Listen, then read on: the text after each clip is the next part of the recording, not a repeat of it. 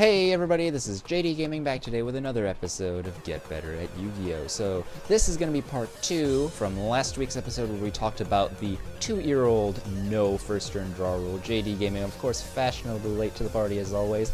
But pretty much I'm going to go through a bunch of different things that you have to consider based on the deck that you're playing of what one less card in your opening play might mean for your deck, and then hopefully that'll be some sort of a guide for you guys so that you'll be able to make the best decision possible whether or not you want to go first or second depending on the roll of the die.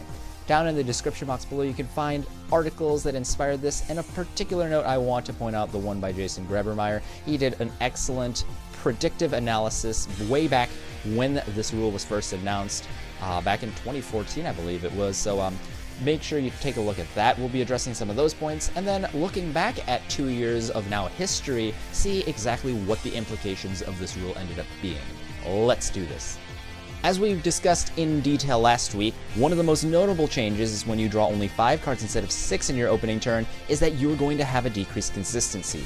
Take a deck like Bujin's where you're supposed to draw Yamato every single turn, first turn if possible. Well, if you're only counting just the Yamato, you go down from the 39.4% that's standard down to 33%. And true, you can factor in as many 10 keys as the format allows, which right now happens to be 3. You can play with those numbers too, but you'll see that when you have one fewer card, you're going to have a decreased percentage, obviously, of drawing that key card. And if your deck relies on something like that, it can be quite devastating. You'll notice the impact over many games because you won't draw your castle to protect, your ace card that you need to get your combos going. Basically, it's going to be rough if you need to rely on that one card. So if it's difficult to pull any of our single cards to our hand, you can imagine just how much of an impact it would make on combo decks.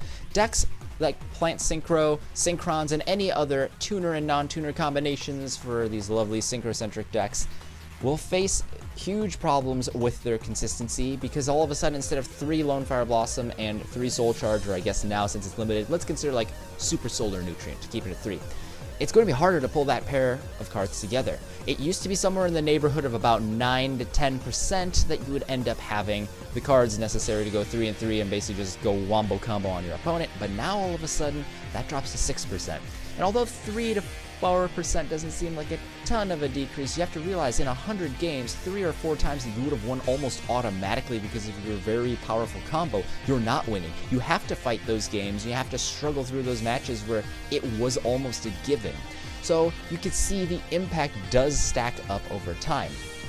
Of more importance, I think, is the fact that if you compare these combo decks head-to-head with any other deck in terms of getting their key resources, these combo decks have a harder time. And in competition, you want to get every edge you can, and sometimes that means abandoning strategies altogether if they have too much of a liability in not being able to draw the cards that they need. The third aspect that gets weakened by this draw rule is any defensive setup. Let's take the classic scenario of Thunder King set 5. So here we have 6 cards that are all potentially live against our opponent's first turn play, and they have no advantage to be able to fight us because they're starting with the same hand of 6 cards to play, and any trap cards are immediately dead, any spells that they don't want to play are dead, and any duplicate normal summons or special summon only monsters, anything that's restricted in that turn is also essentially dead and not live. So there was really no way that they could fight through your back row easily unless they drew something like Heavy Storm, because they're going 6 for 6 in a dead-on stalemate, assuming everything they have to fight you is live. Now look at the scenario, however, where we've taken away a card. Well, now the defense is a little bit weaker because we have potentially 6 combo-oriented or independent cards that can fight against our 5, and that's assuming, again, everything is live, but your opponent has a little bit more leeway. On the other hand, if your opponent ends up setting up a field like this where they set 5 and play 1 versus your hand of 5, going into your second turn, you're now in the situation that the second player used to be in. You have to fight against this 6-card defensive setup with only the 5 cards you open with and the 1 you draw into on your second turn. So there is a very interesting shift in dynamic here where the player going second is probably better off with defenses and the first player is going to struggle just a little bit more. When you consider that in a vacuum, every deck is assumed to have these restrictions, any deck that's able to overcome those restrictions will then have an advantage because they are not bound by these same restrictions. They have the edge. And that's why decks that are able to take advantage of the newly unlimited Allure of Darkness or Card of Demise will have a better shot because they are now able to get extra cards and get past the inability to put together combos or inability to have the raw power for defensive setups. Also, this is probably the main reason why something like Pot of Desires, it's also likely that this is one of the reasons why Pot of Desires is so popular, because any deck that's running the Desires and draws into it is going to have a better time than an opponent who's hampered by the no draw on the first turn and can't make use of that draw 2 at the cost of a 10 banished. Another kind of deck that can easily break these rules is one that can search all of its pieces very easily.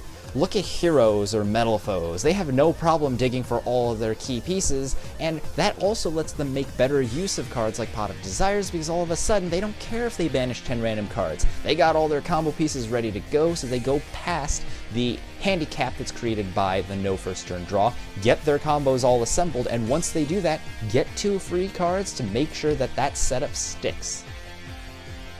Finally, to close the video, I wanted to make a commentary on card design that I think Konami has been trending towards as a result of this no first turn draw rule. Previously, if you look at the list that they created during that no first turn draw rule, they made cards like Mirror Force go to 3. And part of the reason for that might have been to give boosts to defensive setups that are weakened by only drawing 5 cards. When you're able to create huge swings in card economy with things like Mirror Force, you may be able to bridge the gap that was created by 1 fewer card for the first turn player. But let's look a little deeper. If these cards are weaker, maybe that gave Konami the impetus to go and start making stronger variants of trap cards like Storming Mirror Force or Drowning Mirror Force. Heck, maybe that's part of the reason why we're allowed to have triple Solemn Strike in addition to our Warning right now. It could be that Konami wants us to play these defensive options to make sure we don't forget that trap cards exist. So even though defensive setups may not be inherently as strong as if we were to have 6 cards right now in our current format, these cards kind of make up for that. But it doesn't just stop with the trap cards. Look at really powerful boss monsters these days like Cyber Dragon Infinity, ABC Dragon Buster, or Totally Awesome.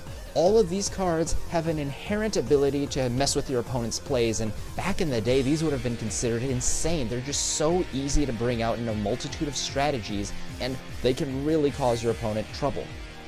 But in the setting where you don't have 1 extra card in your first turn, and of course we have other things going on in our metagame, like our card pool contains things like the kaijus that can answer these much more simply, you get this interesting recipe where Konami is less restricted with the types of cards they can safely create without completely destroying all of our play environments. They can go and make stronger defensive options like this because they know they can strengthen the turn 1 player because they already have the inherent disadvantage of drawing 1 fewer card.